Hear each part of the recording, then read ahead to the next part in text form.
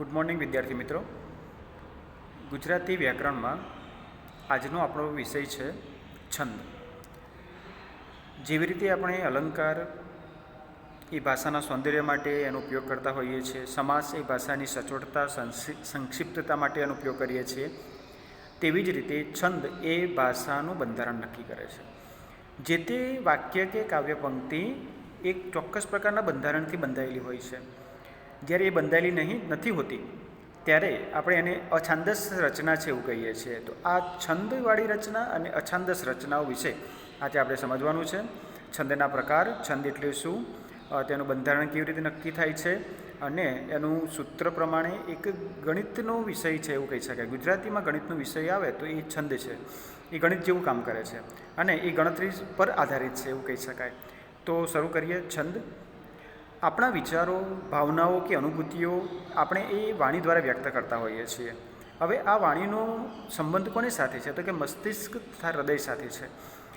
મસ્તિષ્ક અને હૃદય સાથે સંબંધ હોય એટલે કે આપણો વ્યવહાર એ જે ભાષામાં આપણે વ્યક્ત કરવા જઈ રહ્યા છીએ એ ભાષામાં આપણે કંઈક અલગતા, સુંદરતા લાવવાનો પ્રયત્ન કરતા હોઈએ છીએ. તો દૈનિક વ્યવહારમાં આપણે બુદ્ધિપૂર્વક વાણીનો ઉપયોગ કરીએ છીએ, પણ માનવ હૃદય જે લાગણીઓ, સંવેદનાઓ અને ઉર્મિઓ અનુભવે છે તેમને સામાન્ય ભાષા કરતાં વિશિષ્ટ ભાષામાં કવિ આલેખે છે. કોઈ સુંદર પ્રાકૃતિક દ્રશ્ય હોય કે સૂક્ષ્મ ભાવનાઓ હોય, કાવ્યમાં તે સહજ અને તાદૃશ્ય સ્વરૂપે ઝીલાય છે. મનુષ્યના સંવેદનશીલ વિચારોને, ભાવનાઓને કે અનુભૂતિઓને સુયોગ્ય રીતે વ્યક્ત કરવા કે તેમનું તાલબદ્ધ રીતે ગાન કરવા માટે છંદો અનિવાર્ય છે.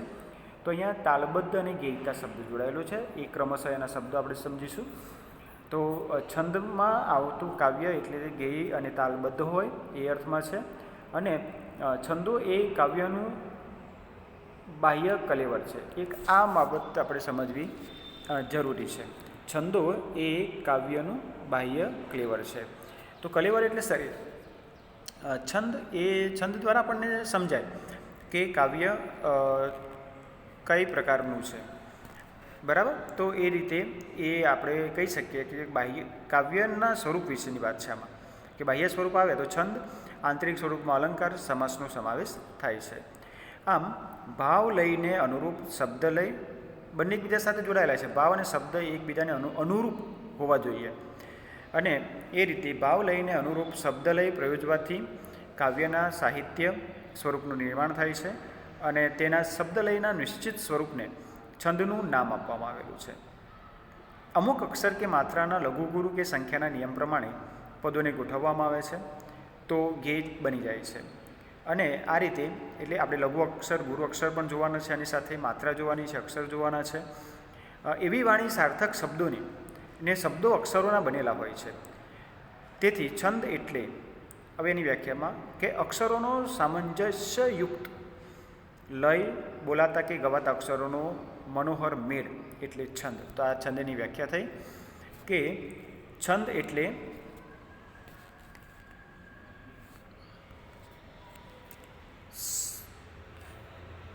એટલે અક્ષરોનો સામંજસ્યયુક્ત લય કે બોલાતા ગવાતા અક્ષરોનો મનોહર મેળ.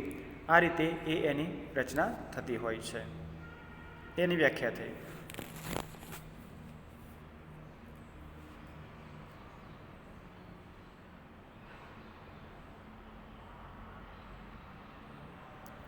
આગળ વધીએ.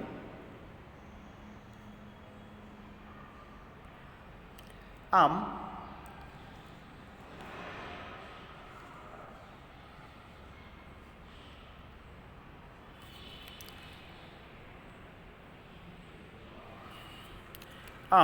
છંદોમાં આવતું લય માધુર્ય, શબ્દ માધુર્ય આપણા ચિત્તમાં ભાવજગત રચી કાવ્યાનંદની રસતૃપ્તિ કરાવે છે.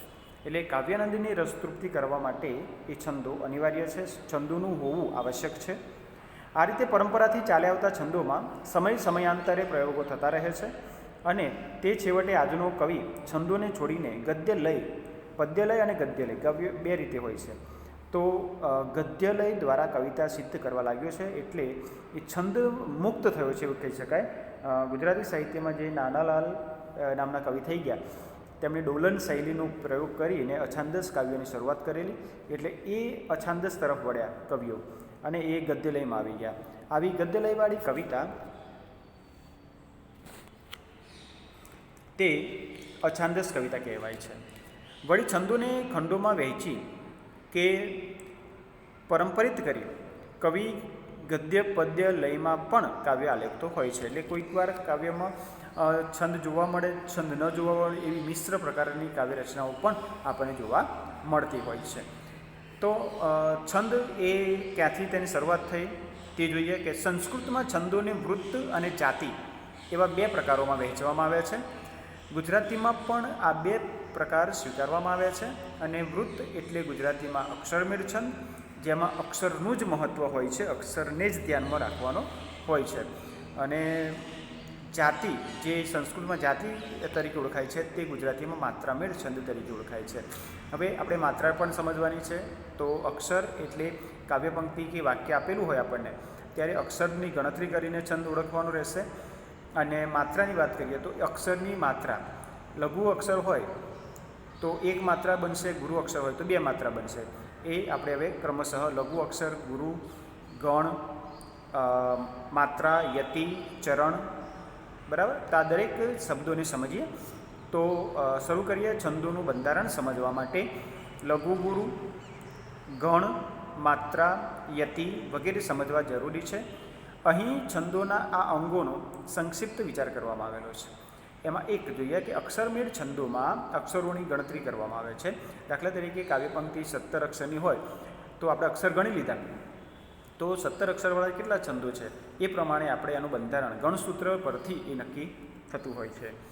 ત્યાર પછી સ્વર વગરના વ્યંજનની ગણતરી કરવામાં આવતી નથી. આપણે આ ખાસ યાદ રાખવાનું કે આપણે જે હલંત ક કહીએ છીએ ખોળો, એ એની ગણતરી કરવાની નથી. કેવી રીતે એ સમજીએ. દાખલા તરીકે સ્વર વગરનું કયો? સ્વર વગરનું થશે તમારે આ દાખલા તરીકે ક છે તો આ કની નીચે આવી નિશાની હોય અથવા અડધું વ્યંજન હોય, સંયુક્તાક્ષરની સાથે આવેલું હોય તો એની ગણતરી કરવાની નથી. એ સ્વર સાથે હોય તો જ તે ગણતરીમાં લેવાશે. એટલે આખો વર્ણ ત્યારે જ બને, બરાબર. તો આ રીતે બને કે અ બરાબર ક, અને આ હલંતની નિશાની એ નીકળી જતી હોય છે. હલંતની નિશાની એવું બતાવે છે કે ક એ વ્યંજન છે, એ પૂરેપૂરો વર્ણ કે અક્ષર નથી.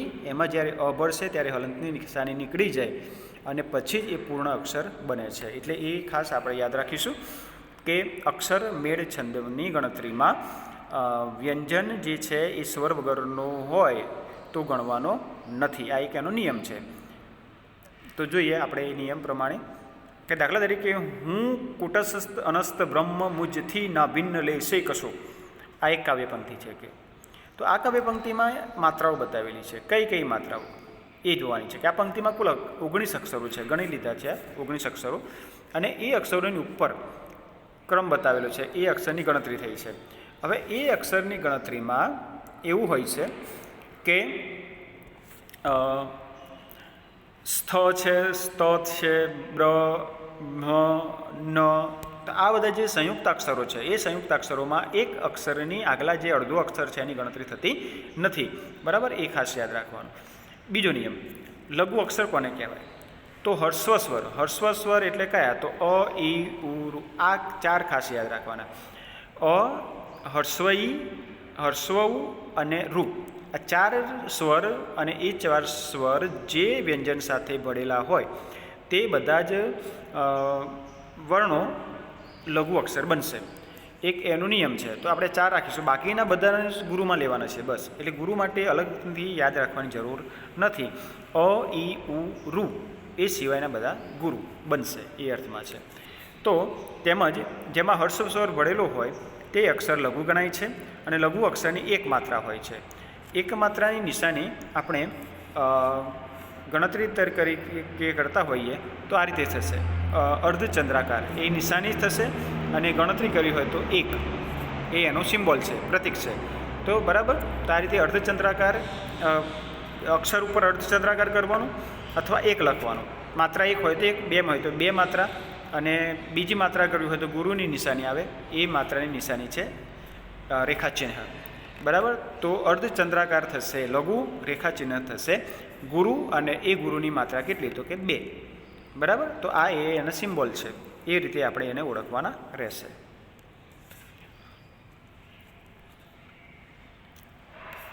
દાખલા તરીકે આપેલું છે કે અનિલ શબ્દ છે. બરાબર. અનિલ શબ્દ આપેલું છે. હવે અનિલ શબ્દમાં અનિલ, અનિલમાં 3 હર્સ્વ છે, એટલે 3ની એક માત્રા થશે.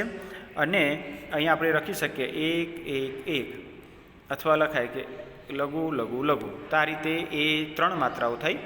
હવે એ લઘુ માત્રાઓ જે છે તો, અને ગણવા હોય અક્ષર તો 3 અક્ષર છે, 3 લઘુ માત્રાઓ છે, માત્રા પણ 3 અને અક્ષર પણ 3 છે. તો આ રીતે એની ગણતરી થાય છે. અને ચિહ્ન બતાવી દીધું લઘુનું. બરાબર. અર્ધચંદ્રાકાર અને માત્રા 1.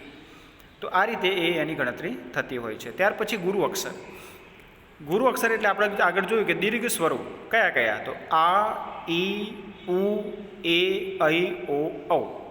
હવે આપણને એક પ્રશ્ન થાય કે આપણે કક્કામાં સ્વરની વાત કરીએ તો સ્વર આપણે 12 લીધા છે. 12 સ્વર જ્યારે લેતા હોઈએ ત્યારે એ 12 સ્વરમાં એટલું યાદ રાખવાનું કે અને અહ, અ, આ, ઈ, ઉ, એ, ઐ, ઓ, ઔ, અહ. તો એ 12 અક્ષરી જે બનતી હોય છે સ્વરની મેળવણીથી, એ 12 અક્ષરીમાં 12 અક્ષરો છે, અને અહીંયા બતાવ્યા છે અને અહ બતાવ્યા નથી. તો એ અને અહ એ મૂળ અનાજ છે, આની સાથે અનુસ્વાર છે, આની સાથે વિસર્ગ છે. તો એ બધા એની સાથે આવી જ ગયેલા છે, એટલે એને અલગથી લેવામાં આવ્યા નથી. એનો અલગ નિયમ છે, તે આગળ આપણે જોઈએ. તો વાત કરીએ આપણે ગુરુ અક્ષરની. ગુરુ અક્ષરની વાત કરીએ ત્યારે એમનું એવું આવશે કે આ જે દીર્ઘ સ્વરો જે વ્યંજનો સાથે ભળેલા હોય તે અક્ષરો ગુરુ ગણાય. અને ગુરુની 2 માત્રા હોય છે, અને એ રેખાચિહ્ન તરીકે ઓળખાય છે. આપણે આગળ જોઈ લીધું. અને તો એ રીતે દાખલા તરીકે અહીં આપેલું છે કે ગુરુની 2 માત્રા, ગુરુ એટલે મોટો અને લઘુ એટલે નાનો. તો આ લઘુ ગુરુ અક્ષર જે છે એ ગુરુની 2 માત્રા કેવી રીતે? તો દાદાજી શબ્દ છે અહીંયા. હવે આ દાદાજી શબ્દમાં જોયા જઈએ તો આપણને 3 અક્ષર મળે છે. હવે માત્રા કેટલી મળશે? તો દાદાજી, 3 દીર્ઘ છે, એટલે 2 2 2, એ રીતે 6 માત્રાઓ કુલ આપણને મળે છે. તો આ થઈ એ ગણતરીની વાત. લઘુ અક્ષરની સમજૂતી મેળવી લીધી, ગુરુ અક્ષરની સમજૂતી મેળવી લીધી. હવે એક ત્રીજો નિયમ આવે છે, અનુસ્વાર અથવા અનુનાસિક. કેવી રીતે બને છે તે જોવાનું છે આપણે, કે અનુસ્વારનો નિયમ શું અને અનુનાસિકનો નિયમ શું. તો પહેલાં અનુસ્વાર એટલે તો સમજી લઈએ કે આપણે એને એક ટપકું બિંદી, કે જે તે વ્યંજન કે વર્ણ પર આવતો હોય. વસુંધરા છે તો વસુંધરા. બરાબર. એક આ ટપકું કરીએ તો એ આપણને બિંદી અનુસ્વાર મળે છે. પણ અનુનાસિક પણ સમજવા પડે કે અનુનાસિક એટલે શું. બરાબર. તો આપણે જોયું હશે કે અનુનાસિક કોને કહી શકાય? તો ક, ખ, ગ, ગ, અંગ, એક આ શબ્દ તમે જોયું હશે. ચ, છ, જ, જ, યંગ, તો એક આ શબ્દ તમે જોયું હશે. ટ, ઠ, ડ, ઢ, અણ, ત, થ, દ, ધ, ન, પ, ફ, બ, ભ, મ. તો આ જે 5 જે છે એ 5ને અનુનાસિક તરીકે ઓળખવામાં આવે છે. કેમ? તો કે એ અનુનાસિકના ઉચ્ચારણ વખતે હવા મુખમાંથી તો નીકળે જ છે, પણ સૌથી વધારે નાસિકામાંથી, નાકમાંથી એ હવા બહાર આવતી હોય છે. એટલે એ અનુનાસિક તરીકે ઓળખાય છે. અને એ અનુનાસિક એટલે જ અનુસ્વાર, બંને સેમ છે. બરાબર. બંનેનો સરખો ઉપયોગ થાય છે. હવે કોઈ પણ અક્ષર પર અનુસ્વાર હોય ત્યારે તે અક્ષર ગુરુ ગણાય છે, અને તેની 2 માત્રા હોય છે. આ ખાસ યાદ રાખવાનું. પણ એ અનુસ્વારના 2 પ્રકાર છે. એક અનુસ્વાર થશે તીવ્ર અથવા કઠોર અનુસ્વાર, અને બીજો પ્રકાર છે એનો મૃદુ અથવા કોમળ અનુસ્વાર. 2 પ્રકારના અનુસ્વાર આપણને જોવા મળે. તો અહીંયા આપેલા જ છે આપણને 2 ઉદાહરણ, કે એક છે વસુંધરા. એમાં વસુંધરા એટલે કે ઉચ્ચારણ જે અનુસ્વારનું છે એ થાય છે. જ્યારે બીજો ઉદાહરણ આપ્યું છે અહીંયા મળ્યું. મળ્યુંમાં યુ પર જે અનુસ્વાર છે એ અનુસ્વારનું ઉચ્ચારણ આપણને મળતું નથી, એટલે કે એનો ઉચ્ચાર ન તરીકેનું થતું નથી. મળ્યું એવું કહી શકતા નથી. તો શું થશે કે એ મળ્યું એ ન આવવાના કારણે આપણે એને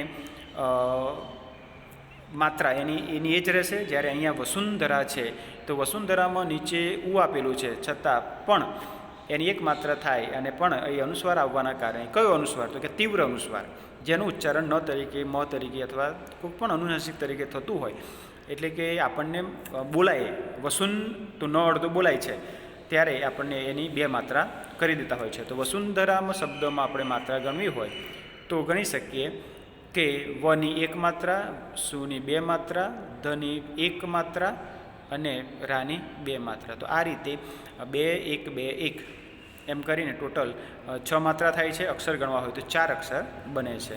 અને આ રીતે અનુસ્વારનો એ નિયમ છે. મળ્યુંમાં એવું થશે કે મળ્યુંની મોમાં 2 માત્રા છે. કેવી રીતે આગળ આ સંયુક્ત અક્ષરમાં બતાવવામાં આવશે. યુની ગણીએ તો 1 માત્રા એટલે ટોટલ 3 માત્રા થશે અને અળનું ગણતરી થશે નહીં. તો આ થઈ વાત અનુસ્વારની. ત્યાર પછીનો એક પ્રકાર જોઈ લઈએ. પ્રકાર નહીં પણ એક નિયમ. સંયુક્ત અક્ષરનો કયો નિયમ છે તે જોવાનું છે. તો સંયુક્ત અક્ષર એટલે 2 વ્યંજન અને 1 સ્વર, આટલી વસ્તુ યાદ રાખવાની. એનો નિયમ છે સંયુક્ત વ્યંજનમાં સંયુક્ત અક્ષરમાં શું હોય તો દાખલા તરીકે ક્ષ છે તો ક્ષની અંદર આપણને શું આપેલું છે. ક્ષની અંદર ક્ષ શેનું બનેલું હોય છે. ક શ બરાબર ક્ષ એટલે ક્ષની અંદર ઓલરેડી 2 વ્યંજનો આવેલા છે અને પછી અ પ્લસ થાય ત્યારે આખો વર્ણ બને તો 3 થયું. 2 વ્યંજન પ્લસ 1 સ્વર બરાબર સંયુક્ત અક્ષર એવું કહી શકાય. એટલે વ્યંજન પ્લસ વ્યંજન પ્લસ સ્વર બરાબર આપણને મળશે સંયુક્ત અક્ષર. તો અહીંયા અક્ષ એક સંયુક્ત અક્ષર છે. કેમ તો એમાં 2 વ્યંજન અને 1 સ્વર આવેલો છે. એટલે સંયુક્ત અક્ષરનો ખાલી શોર્ટકટ યાદ રાખવાની રીત જોઈએ તો એવું કહી શકાય કે સંયુક્ત અક્ષર એટલે વ્યંજન 2 હોય ત્યારે સંયુક્ત અક્ષર બને છે. બસ આટલું યાદ રાખેલું છે. ક્લિયર. તો આ રીતે થઈ સંયુક્ત અક્ષર. હવે એનો નિયમ શું કહે છે. લઘુ અક્ષર ગણવું કે ગુરુ અક્ષર એ ખાસ જોવાનું. તો અહીંયા બતાવેલું છે કે તમારે જ્યારે સંયુક્ત અક્ષરમાં લઘુ અક્ષર પછી સંયુક્ત અક્ષર આવે તો લઘુ અક્ષર ગુરુ ગણાય અને એની 2 માત્રા બને છે. દાખલા તરીકે આપણે આગળ શબ્દ જોયો કે મળ્યું શબ્દ છે આપણી પાસે. આ મળ્યું શબ્દ છે બરાબર. તો એ સંયુક્ત અક્ષર છે કેમ કે અડધો છે, ય છે અને પછી ઉ છે. તો એ 2 વ્યંજન થયા. દાખલા તરીકે નિષ્ફળ શબ્દ છે અહીંયા તો નિષ્ફળ તો એમાં સ ફ અ આ 3 છે. આ રીતે થશે. સ અડધો ફ એટલે બીજો વ્યંજન વત્તા અ એટલે સ્વર. તો વ્યંજન વ્યંજન સ્વર આ રીતે થયું. તો 2 વ્યંજન થયા. તો 2 વ્યંજન એટલે સંયુક્ત અક્ષર થયો. હવે એ સંયુક્ત અક્ષર નિષ્ફળ ફળમાં આગળનો ની જે છે એ હર્સ્વઈ છે એટલે નાનો ઈ છે એટલે લઘુવાળ કહેવાય. પણ એ પાછળના સંયુક્ત અક્ષરની અસર આગળના અક્ષરને થાય છે. થડકો જાણે કહી શકાય. તો એ થડકાર આગળના અક્ષરને લાગે છે એટલે ની ભલે લઘુ હોવા છતાં ગુરુ થાય છે ને તેની 2 માત્રા થઈ જાય છે. આ ખાસ યાદ રાખવાનું. તો અનુસ્વારનો નિયમ જોઈ લીધું. કઠોર હોય તો 2 માત્રા, મૃદુ હોય તો 1 માત્રા. અહીંયા પણ ગુરુ થઈ જાય અનુસ્વારમાં. જેમ અહીંયા સંયુક્ત અક્ષરોની આગળનો અક્ષર ખાસ યાદ રાખવાનો. સંયુક્ત અક્ષરની આગળવાળો અક્ષર એ લઘુ હોવા છતાં પણ ગુરુ થઈ જાય છે અને ગુરુ હોય તો ગુરુ જ રહેશે. એમાં કોઈ બદલાવ આવશે નહીં. પેલામાં પણ એવું છે કે સંયુક્ત અક્ષર પોતે જે પરિસ્થિતિમાં છે એ પરિસ્થિતિમાં રહેશે પણ એનો જે થડકાર આગલાને લાગે સંયુક્ત અક્ષરમાં. અનુસ્વારમાં પણ અનુસ્વારનું ઉચ્ચારણ એ અનુસ્વાર જેના ઉપર છે એને અસર કરશે. તો આ રીતે એના 2 નિયમો છે.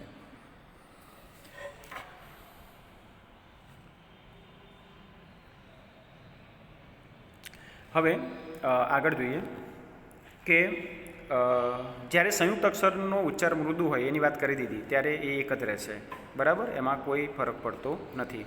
છઠ્ઠો નિયમ છે ચરણ. ચરણ કોને કહેવાય કે છંદના પૂરેપૂરા માપવાળી પંક્તિને ચરણ કહે છે. કાવ્ય પંક્તિમાં મોટેભાગે આપણને 4 ચરણ જોવા મળે છે. પહેલું ચરણ, બીજું ચરણ, ત્રીજું ચરણ, ચોથું ચરણ એ રીતે નક્કી થતું હોય છે. યતિ. યતિ કોને કહેવાય તો યતિ એટલે આપણે સીધી ભાષામાં યાદ રાખીએ તો થાય અટક સ્થાન. કાવ્ય પંક્તિમાં આપણે ઉચ્ચારણ કરતી વખતે જે જગ્યાએ અટકીએ છીએ તેને યતિ કહેવાય. તો છંદમાં ગાતા કે બોલતા અમુક અંતરે અટકવું પડે તેને યતિ કહે છે. ત્યાર પછી તાલ. તાલ એટલે છંદમાં અમુક અંતરે ભાર મુકાય છે તેને તાલ કહે છે. તાલ એટલે ભાર મૂકવો એટલું યાદ રાખીશું.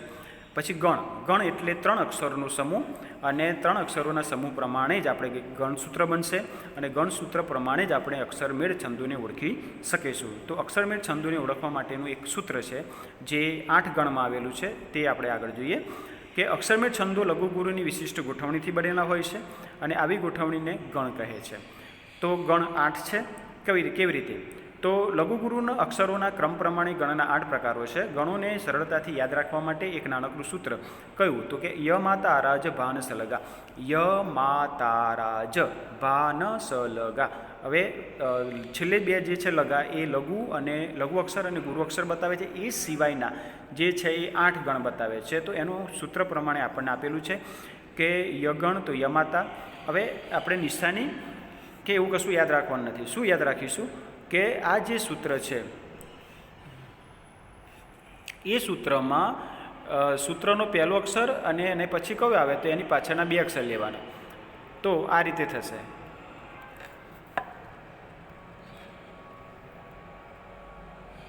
તો શું કેવી રીતે કે ય ગણ લેવો હોય તો ય માતા લેવાનું, મ ગણ લેવું હોય તો માતારા લેવાનું, ત ગણ લેવું હોય તો તારાજ લેવાનું, જગણ લેવું હોય તો જભાન લેવાનું, રાગણ હોય તો રાજભા લેવાનું. બરાબર. અને આ રીતે એટલે ગણનો પહેલો અક્ષર અને પછીના 2, બીજો અક્ષર પછીના 2, ત્રીજો અક્ષર પછીના 2, એ રીતે આ ગણ બનતા હોય છે અને એ સ સુધી ચાલે. અને લઘુ ગુ ગા ગુરુ. બરાબર. આ રીતે બનતું હોય છે. તો અહીંયા આપેલા છે કે યગણ તો કયો? ય માતા અહીંયા આવી ગયું. પછી મગણ તો માતારા, તગણ તો તારાજ, રગણ તો રાજભા. અને એ પ્રમાણે જ અહીંયા લઘુ ગુરુ ઓળખાય છે. દાખલા તરીકે આપણે જોઈએ તો ય છે તો ય એટલે લઘુ અક્ષર 1 છે, માતા એટલે ગુરુ છે એટલે એની નિશાની આવશે ગુરુની આવશે એટલે ગુરુ થઈ ગયા ઓટોમેટિક. તો આપણે આ રીતે આ નિશાનીઓને યાદ રાખવાની જરૂર નથી. આવશે ય સૂત્ર આવડી ગયું, ગણ ઓળખતા આવડી ગયા. ગણ ખબર છે આપણને. ય ગણ એટલે કોણ? તો ય માતા. તો ય એટલે લઘુ, મા ગુરુ, તા ગુરુ. એ પ્રમાણે આપણે લઘુ ગુરુ કરી શકીએ. અને કાવ્ય પંક્તિમાં પણ એ રીતે ગોઠવણી કરી ઓળખીને આપણે છંદને ઓળખાવી શકીએ છીએ.